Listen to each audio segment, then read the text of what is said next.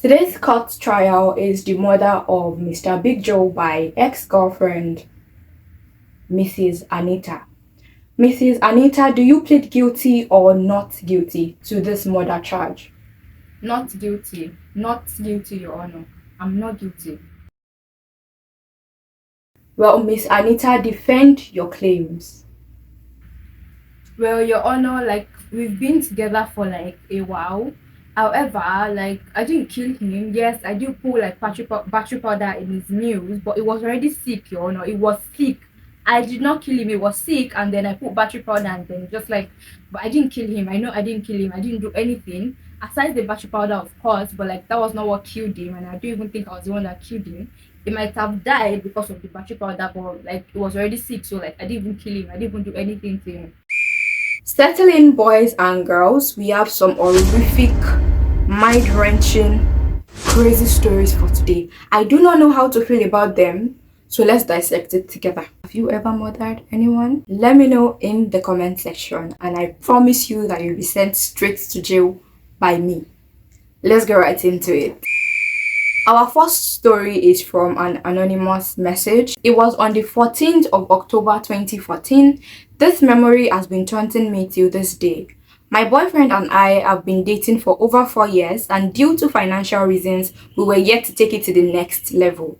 Along the line, I met this fine engineer who returned home to Lokoja for December 2020. Sorry, I must be high on something.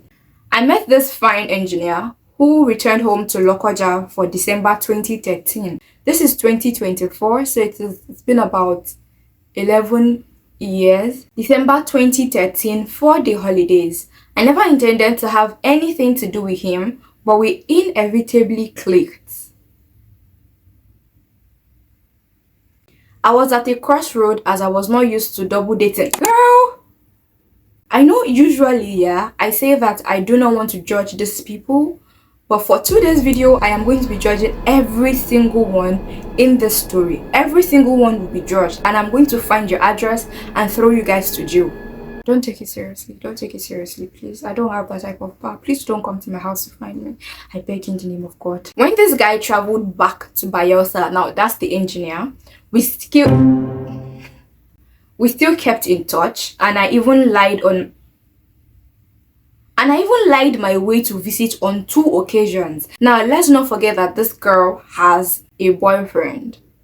And now you're lying to the boyfriend to go see another man that you didn't intend to have anything to do with. You traveled from Lokoja to Bayelsa. In case you don't know, Bayelsa and Lokoja are states in Nigeria. I'm going to see if I can put a map on the screen so that you can see the distance, how. You get what I'm saying? No, you don't. Let me try to explain that again.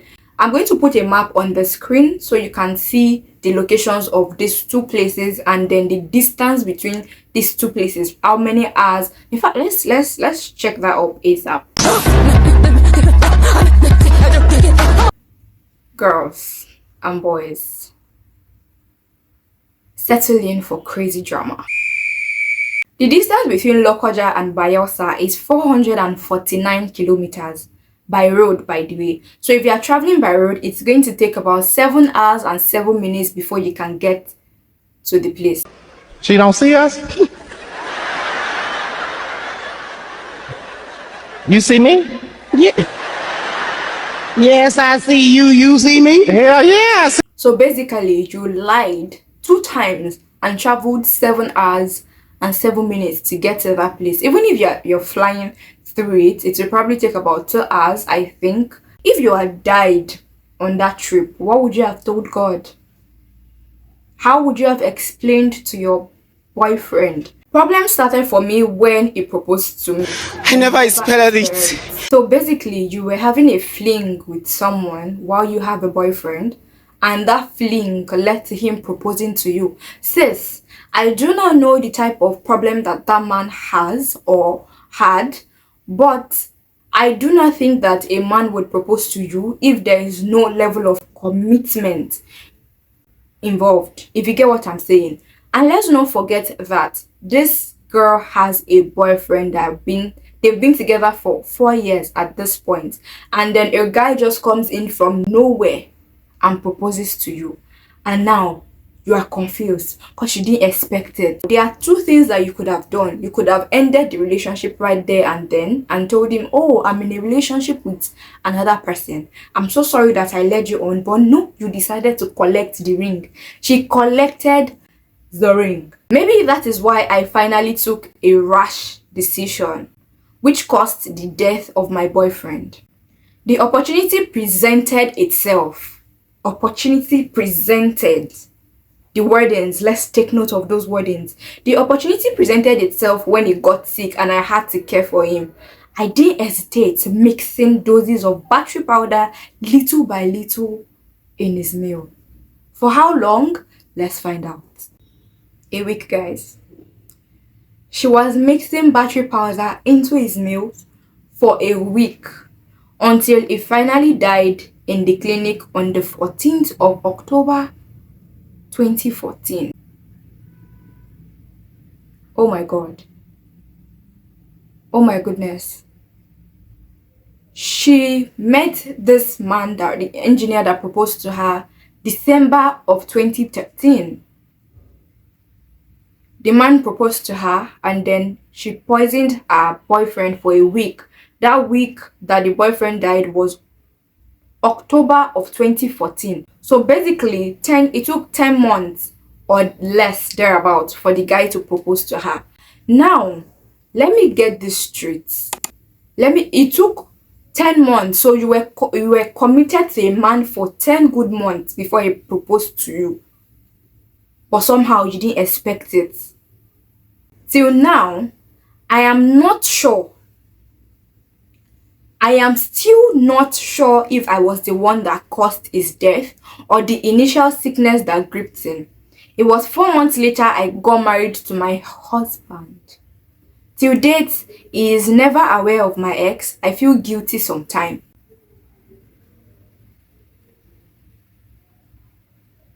Your boyfriend died. No, you killed your boyfriend, but you are not sure if you were the one that killed him. Can you hear yourself? Am I overreacting right now? There are so many ways that you could have ended that relationship. That man would still be alive. He would have spent extra 10 years on earth the same way you have spent extra 10 years on earth. Because this happened in 2013. You killed him in 2014. Now it is 2024. You have spent 10 extra years when you know that you killed someone. You didn't tell your husband, the person that you are married to now. You didn't tell him. And then 4 months after you killed your boyfriend, you got married to somebody else. Is my video still recording? It is. All you had to do was literally just tell your boyfriend, oh, I do not see this relationship moving forward. You can even maybe gaslight him or something, but at least leave him. He would have been heartbroken, but his heart would not have stopped pumping. Straight to jail. Someone find me this woman so we can sentence her straight to jail. You couldn't just break up with him or ghost him. You are the one that killed him. Oh, Lord have mercy. Honestly, you feel guilty sometimes. Sometimes you need to actually feel guilty all the rest of your life, all through the days that you will use on this earth. In fact, we need to look for this person and just arrest the person, because what did you think battery powder was going to do? And then you say you don't know if you were the one that killed him. So who did? The sickness? Really? My mom grew up with a guy whose dad was a real lowlife and constantly beat him. Finally, when the kid was 17, he snapped, as should be, and stabbed his dad a couple times. He got caught and had to serve 10 years in prison. He got a light sentence because there was past police reports of him being beaten by dad. He served his time and then came out and became a welder. Obviously, my mom never let us around him, but he said he was generally a happier person after the murder. Obviously, you'll be a happier person However, I still feel like 10 years is a lot of time, considering the fact that, first of all, it was not even an adult yet. And then number two, he was already like being assaulted by his dad. I feel like that could have been ruled out as self-defense, I think. Correct me if I'm wrong. I know that like his father is not trying to like kill him, but that's still like trying to defend yourself from like an abusive father. 10 years still sounds like a lot, to be honest, especially since it was a minor, honestly. Courts can overrule this sort of things and choose to try you as an adult if the crime is severe enough. That is murder. Gorilla Daddy says that's exactly what happened. It was facing 25, like that's 25 years, but because there was a minor, the court cut it down to 10. Wow. I don't think that killing his father was like the right thing to do. Maybe he could have just tried to run away, because now like there's a 10-year gap in his life where he didn't do anything. If he entered the prison when he was 17, that means he came out when he was 27 or thereabouts. That's like 10 years of your life just wasted into thin air like that. If you are in a situation where you are being abused by anybody, either a family member or somebody that you don't even know, just try to report the case and like stay away from the person as much as you can. If the person is your parent or like a family member, just stay away from them. Would definitely find people that will take care of you. That's just what I feel. I feel like him killing his dad is not something that would, of course, it will like stop the assault and all that, the abuse and all of that, but the consequence of that is not, I don't think it's really worth it. We have another entry from Babysitter 92. Throw away for obvious reasons, obviously, because we'll just look for you and arrest you. When I was 12, I was babysitting for a family in my subdivision. There were two little girls, 3 and 6, and a 5-month-old baby. I had experienced babysitting but wasn't great with babies. I was real nervous and not the most responsible adult kid anyway. But why were you babysitting when you were 12? The girls were sitting on the living room floor reading, and the baby started crying from her crib. I picked her up and took her into the kitchen to warm up her milk bottle in the microwave. I simply dropped her. I have been over this 1,000 times in my head, and there is no other way I can explain it. I dropped her and her head hit the tile floor. She was very clearly dead immediately. The weird part is how calm I felt, like I turned into a robot. I told the girls to go to the basement immediately and called my dad and told him what happened. Then I sat at the kitchen table for 10 minutes while he came over. He drove the girls over to our house to be with my mom, then drove me and the body to the hospital. Obviously, nothing could be done. I was not charged because it was rude and accidental death. You know damn well that was nowhere accidental. You did that on purpose. There was a chance I could have been charged with criminally negligent manslaughter, but was not, in part because of my age. This was several decades ago and I still feel it every day. I am a woman and do not think I can ever have children because of it. That's something good. At least you tried. Because you would have killed your child too. The family moved out, but until they did, I had to throw up every time I drove past their house or saw one of them in the community. I understand that as humans, we would definitely have intrusive thoughts, but what you do with those thoughts matters. Damn, that's pretty dark. I would never leave a baby that young with a babysitter that young. I don't think children should be babysitters.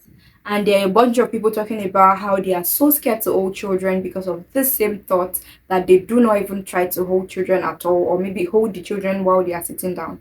And a good person here decides to do the Lord's work and teach all of us how to hold babies to prevent them from falling. One hand under the butt, one hand on the back of the neck to support the head. You almost can't drop a baby this way. You can hold a bit tightly, it won't hurt them. If it seems like they're about to fall, just hug them to you. Seriously, it's not that hard. Now, I've never had this thought actually, and I've not really been with a lot of babies, but I have carried some babies. Beautiful, fresh, clean babies. I hate dirty babies. I'm not even sorry about that. I do not like dirty babies. If your baby is dirty and is, yeah, don't bring the baby close to me. Hold under the baby's butt and then hold around their neck as well, as if you are trying to hug someone. And yeah, the baby will not fall from that. We have one more entry from Maticus Aramus. Sorry, Maticus Aramus. Maticus Aramus. This is really lengthy and it looks juicy, so settle in. Let's get straight into this. Throwaway account, needless to say, of course, you guys do not even have the decency to say this with your full chests.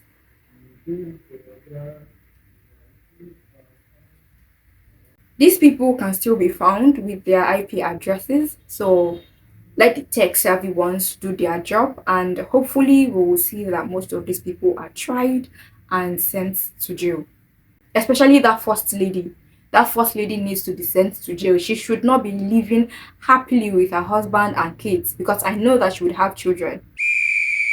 I was 16 at the time. I am now in my 60s. That's like 54 years ago. I'm smart with maths. I had a good friend that I had known since grade 5. For sake of the story, we'll call him John. John and I were best friends. We did everything together, and for the most part, we were pretty good kids. So what went wrong? Sure, we tipped the neighbor's house one and did some stupid stuff kids do, like light a mailbox on fire and give the neighbor's dogs to softener. But nothing so horrible. One summer, John went to his cottage, which he normally did each summer for a few weeks during the school break. He came back after and he was pretty distraught. We drifted a bit apart, and during the next few weeks, we didn't talk much, didn't click, for a lack of a better term. He was depressed and started to be withdrawn from our groups of friends. One day after the school year had started in September, he came to me during the lunch period and asked to talk to me. He told me that during a trip to his cottage the past summer, his stepdad had raped him several times and beaten his mom. I hope this was reported. I tried to comfort him and console him. Wait, how old were they? They were 16. I asked if his mom went to the place or if he told anyone else, including his mother, about being raped. He said no to both.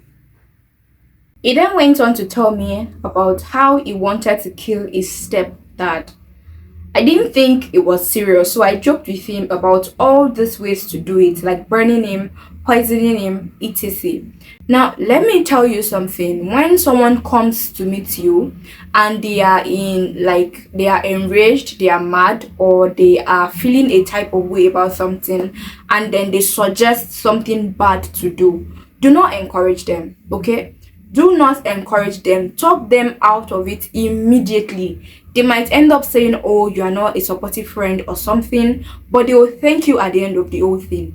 If you go ahead and encourage what they want to do, you guys are going to both be in trouble, and you're going to feel guilty about it for life, because at that point they are not thinking straight. So you being the same person in this situation, you need to ensure that you talk them out of it immediately. Do not encourage them, because this is just going to turn into something very crazy, huge, large, and something that you cannot even wrap your head around by the time it escalates. He told me that he wasn't joking and he was going to do it. Right there, that is the beginning of problem. And this all happened because he encouraged it. Even if he did not, you can say that, oh, he will still do it anyway. But if you've already talked him out of it, it's going to reduce his morale a bit, and he's going to have to think it over again, and that period is going to stall a bit and probably end up not carrying out that thing that he wants to carry out. Do you get what I'm saying? So let's make sure that we take note of this. If you're in a situation like this, do not in any way encourage whatever your friend wants to do. I know you're a good friend, but sometimes think with your brain. He told me that he wasn't joking and he was going to do it, and asked me to help him. I agreed to. Till this day, I don't know why I agreed. Perhaps because I felt bad, or because I missed how we used to be close. Anyways, a week later, after school, he told me how his stepdad raped him again the night before. This is a young boy. No, that man needs to be thrown to jail ASAP. By the time we went over to his house, his stepdad was already intoxicated and passed out on the couch. His mom worked the evening shifts and has just left for work. We went to the kitchen to get a snack. He handed me a knife and told me the plan. He was going to hold his stepdad down and then I was going to stab him. So the person that is even getting raped is not the one doing the do or doing the deed, it is you. Needless to say, the plan didn't go as planned. Well, see, two 16-year-olds aren't that strong. Certainly not enough to hold down a drunk, middle-aged, violent man. When my friend grabbed him, he jumped off the couch, started yelling and threw John against the wall. He didn't see me there with the knife, but when he did, he was shocked. I'm not sure if he was shocked because I had a knife or if because I had seen what he had just done. But he came after me, I ran. Oh freak, I ran. I remember running up the stairs to his room as fast as I could. Running up the stairs, he slipped and grabbed my ankle and he fell. We both stumbled down to the bottom of the stairs. He tried to grab the knife from my hand. I had no idea what to do. I panicked and tried to get away and throw the knife to the side. I ended up stabbing him between the ribs by accident. He fell over in a heap while cursing me. I ran over, told John what happened, and he was still sitting by the wall he was thrown against, crying, and we ran out of the house. We came home a few hours later, figuring we are going to be in a lot of trouble, and we should just apologize to him and take our beatings. But when we got in the house, we saw him laying on the ground not far from where he was before, still, not moving, no sound. John looked at me and began crying, telling me that I killed him. I explained it was an accident and didn't mean to, but it was the one who wanted to kill him. We sat in the living room watching cartoons, not saying a word to each other as we waited for his mother to get home. Things were different back then. We lived in a small country town, so calling the police didn't even cross our minds. Anyways, I digress. His mother came home, saw what happened and called the sheriff. They came to take away his body and to talk about what happened. Turns out that he had died because I punctured his lung. We ended up going to court over it. It was dismissed because I was deemed at fault. His mother never mentioned the beatings. John never mentioned the rape. I was all alone and in trouble. I went to jail. I was in there for 6 years before his mother came out about the beatings and John confessed to the rape and how I killed him in self-defense. I was discharged from jail and released. I moved away from our hometown to New York State where I live today. I don't know what happened to John or his mom. I am thankful that he and her had come out to tell the truth, but it took far too long. For that, I could never forgive him. That's a lot to swallow. There were a lot of things that were so wrong with this whole thing. You supporting him and encouraging him to do this stuff. I know that you were young. And then John, I'm so glad that John was not his friend anymore because this person literally put down his life. His life was on hold for 6 years. John would have gone to college. He would have done other things in that 6 years while his friend was in jail. And you know that this guy did this thing because he was trying to support you. I understand that you were in shock and all of that, but the person that would even assault you is dead. So why could you not just come out and say, oh, this happened because my friend was trying to defend me. He defended you, but you did not even think to defend him. John, you are the worst friend in the world. But let's see what comments has to say. I like to see what the comments says about stuff like this because it tries to broaden my thoughts and sight on things, and also things that I missed during the whole story. It refreshes it again. So let's read the comments together. John. I don't even know which one is crazier between this one and the first one that we first read. Banana says, you guys watched cartoons while there was a dead man right there next to you guys. Matica says, when in shock, people tend to stick to routine to comfort them. In the moment, you don't know what to do and you're terrified. Video games weren't around. There was nowhere to go, no mobile phones, no internet. It was lucky enough to have a TV. I think that I'm speaking for all of Reddit by saying that your friend's dad was a pit of crap, for raping your friend and beating his wife. Also, that your friend and his mom are pieces of shit for not coming out and telling the judge about the beating and the raping. You think that he would have your back after that if he was such a good friend as you described him as? Honestly, like, why would you even wait 6 years? Now imagine if they did not come after 6 years. It would have stayed in prison for life. You people need to be knowing the type of people that you're calling friends and people that you're killing people for.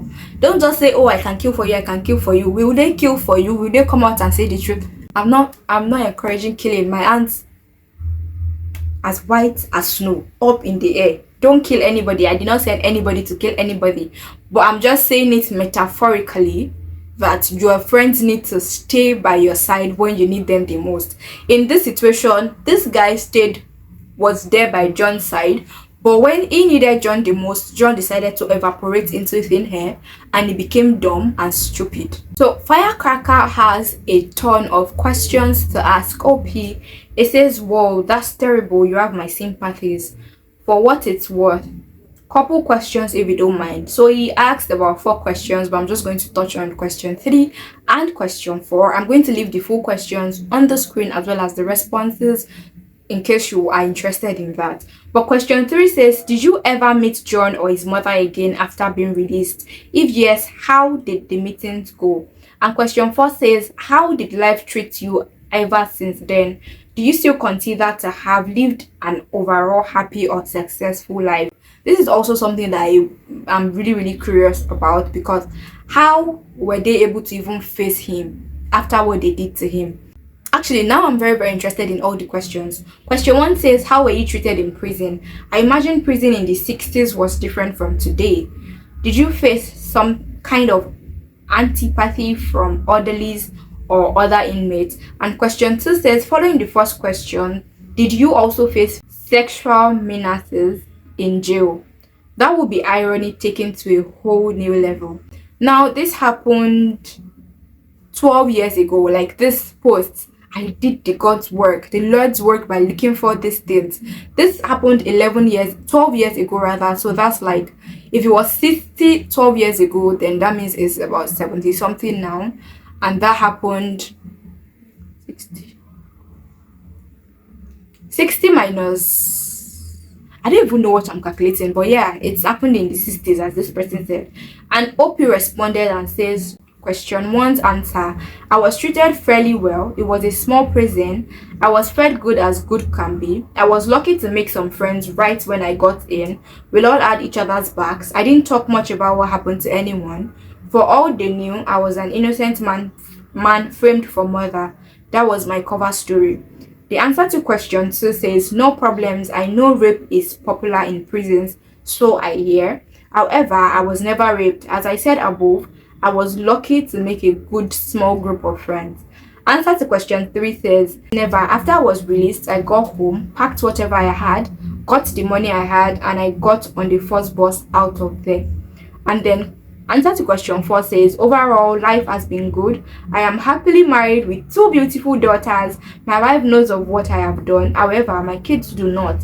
I know a lot of people say that after an experience like this, that they have a better outlook on life, but mine hasn't changed. Good for you. This person literally took the question right out of my mouth. Slippery Gooch says, so you were sentenced to life in prison at age 16? What the freak?